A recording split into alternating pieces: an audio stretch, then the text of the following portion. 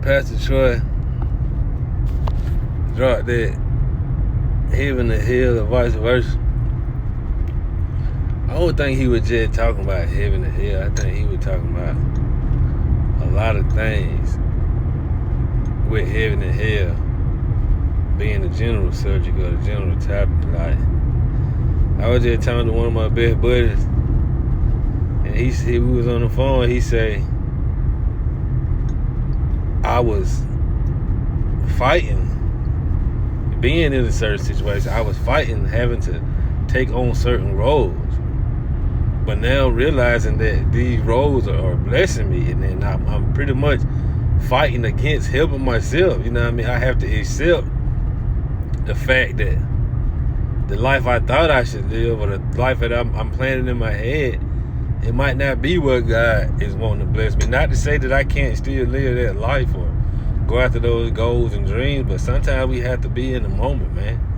Sometimes we have to be thankful in the very second, in the very moment, doing the very thing that we're doing. I seen a post the other day that girl was talking about stripping and how it's demonic money and the devil, the reason she kept getting paid, because if she wasn't getting paid, she wouldn't be doing it no more. Well, I know some women that look at stripping as, a blessing from God, because they come from nothing. They come from real trenches. They come from no support, no real parental support. They might have had kids early, baby daddy issues, and boom, they start stripping it.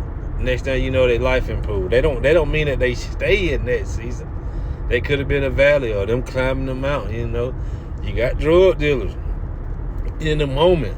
I remember being young, and I come from a resourceful, I ain't gonna say wealthy, but a pretty straight family, and I had uncles who went to jail, and I told myself I'd never do these type of things. And I got older, and I had to rely on them same things because I was in need, or I wanted things, you know what I mean? And God kept me safe through that.